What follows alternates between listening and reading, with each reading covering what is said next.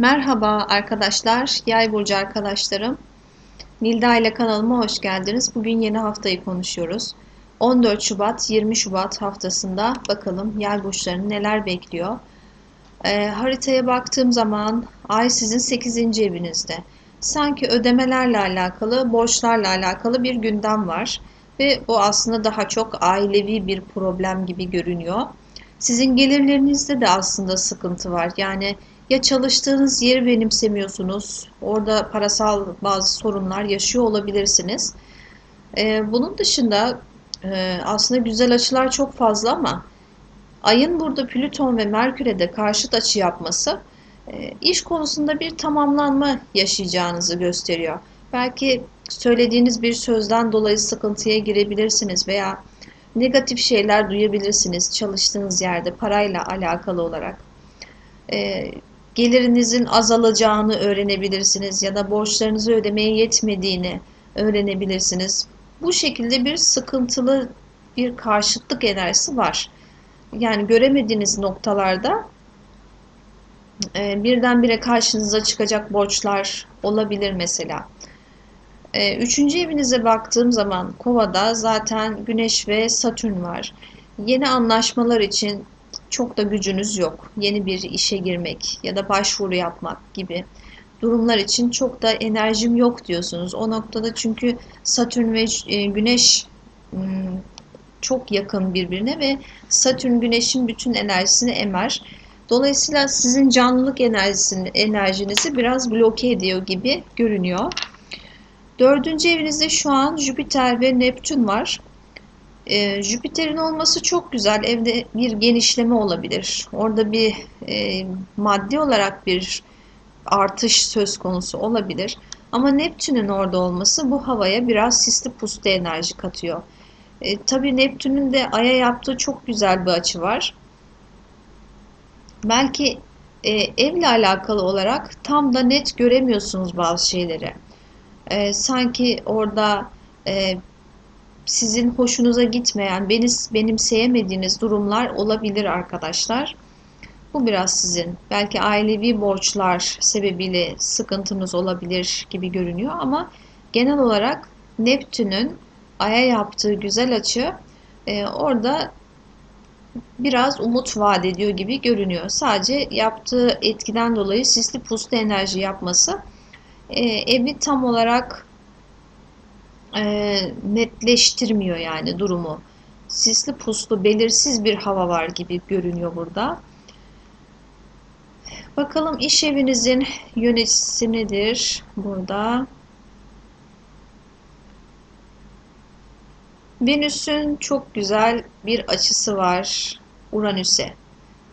Belki burada bir iş gelişmesi olabilir bu hafta itibariyle. Haftanın sonuna doğru daha doğrusu.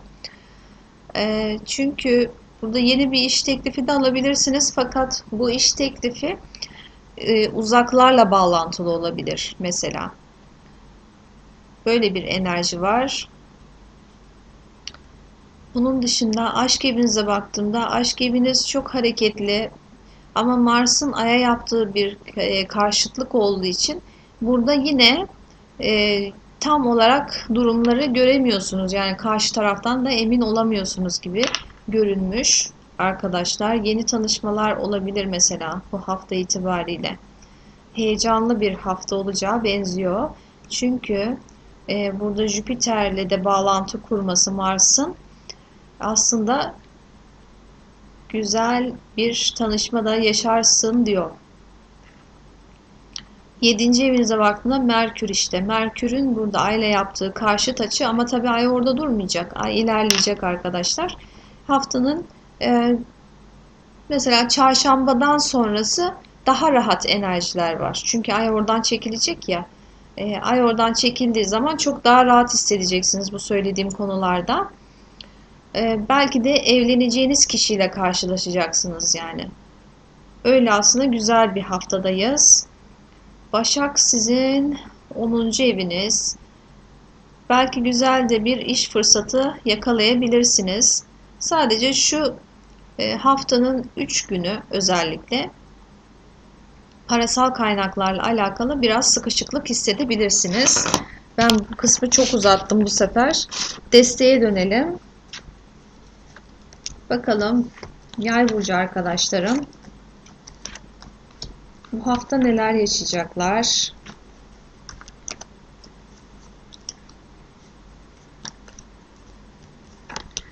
Toprak onlusu. Evet, çok mutlu bir aile hayatı ve aslında para girişleri de var. Fakat yılan da var. İşte dediğim gibi Neptün'ün yaptığı budur arkadaşlar. Sisli puslu bir hava var ve siz burada zarar da görebilirsin diyor. Yani bu gelecek para olabilir mesela, ama işte ailede sen çok harcadın, biz az harcadık. Mesela örnek veriyorum, aklıma böyle geldi. Böyle bir durumla karşılaşabilirsiniz. Hava uşağı, evet, planlarda değişiklikler yapmak zorunda kalabilirsin diyor arkadaşlar. Yani biraz yaşayacağımız sıkıntı da var gibi görünüyor. Şimdi yeni bir ilişkiden bahsediyor.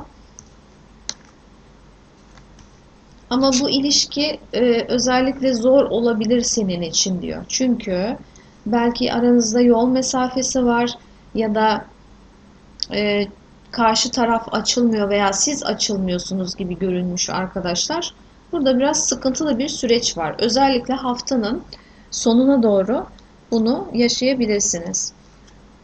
Evet, aile içinde evet bir para girişi var. Fakat bu para girişiyle alakalı belki de bir miras konusu olabilir bu. Biraz tartışmalı süreçler olabilir. Bu sıkıntılı süreç atlatılacak görünüyor arkadaşlar. Çünkü burada bazı şeyler ortaya çıkacak ve bu yaptığınız planlarda değişiklikler yaparsanız eğer zaten bu süreci çok daha kolay atlatacaksınız. Zara kartının gelmesi burada her halükarda hakkınızı alacağınızı gösteriyor. Gecikmeli bir duygusal hayatınızda gecikmeli bir durum varsa özellikle haftanın sonuna doğru bu gecikmeler telafi edilecek. Özellikle eşinizin e, veya eş kartlar çıktığı için evli arkadaşlar olabilir aramızda. Eşimizle aramızda problemler varsa mesela veya evli değiliz, partnerle aramızda problemler var. Ama bu problemler çözüme kavuşuyor. Haftanın sonu itibariyle. Çok güzel. Bolluk bereket enerjiniz çok yüksek arkadaşlar. Belki duygusal hayatla alakalı şunu da eklemek istiyorum. Duygusal hayatımızda üçüncü bir kişinin varlığı varsa, bu yani illa aldatmak olarak almayalım. Belki eşimizin ailesinden bir kişinin müdahalesi. Belki de gerçekten üçüncü bir kişi var. Fakat bu üçüncü kişi aradan çıkıyor arkadaşlar. Çok daha rahat bir sürece geçiş yapıyoruz. Şimdi tabii ben duygusal hayat içinde bakacağım. Bakalım durum nedir? Yükselen Yay burcu arkadaşlarım. 14 Şubat, 20 Şubat 2022. Bakalım duygusal hayatımız nasıl olacak? Su sekizlisi. Evet, bir konuda durağan bir enerji var ve ilerleme isteği var. Bu konuda bir atılım yapılacak. Ya sizin tarafınızdan ya karşı taraftan, partner tarafından bir teklifle gelinebilir size özellikle.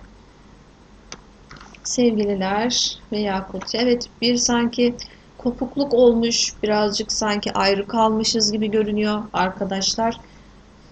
Hava yedilisi. Fevri bir karar verip ayrılık yaşamış olabiliriz. Fakat bu ayrılık çok uzun da sürmeyecek görünüyor. Çünkü birazcık sanki kötü enerjiler sebebiyle olmuş bu. Yani başkalarının müdahalesi olabilir mesela ya da sizin kendinizi doldurmanız ya da karşı tarafı yanlış anlamanız sebebiyle olabilir arkadaşlar. Evet, bir geri dönüş var kesinlikle. Ama karşı taraftan çok emin olmanızı tavsiye ederim. Bunun yanı sıra Güneş kartının da gelmesi burada zaten gerçekten geri dönüşün gerçekleşeceğini söylüyor. Hatta bir evlilik teklifi de olabilir diye göstermiş veya ayrıldığımız bir kişi varsa bu kişinin geri dönüşü şeklinde yansımış arkadaşlar. Bu şekilde çıkmış. Yani güzel de çıkmış. Sadece olayları tüm detaylarıyla hakim olduğumuzdan emin olalım. Çünkü Merkür'ün burada karşıtlığı önemlidir. Attığımız bir imza varsa mesela daha sonrasında pişmanlık yaşayabiliriz. Bu şekilde bu haftayı da kapatmış oluyoruz. Evet, beni izlediğiniz için teşekkür ederim arkadaşlar. Yeni açılımlarda görüşürüz. Hepinizi çok seviyorum. Hoşça kalın.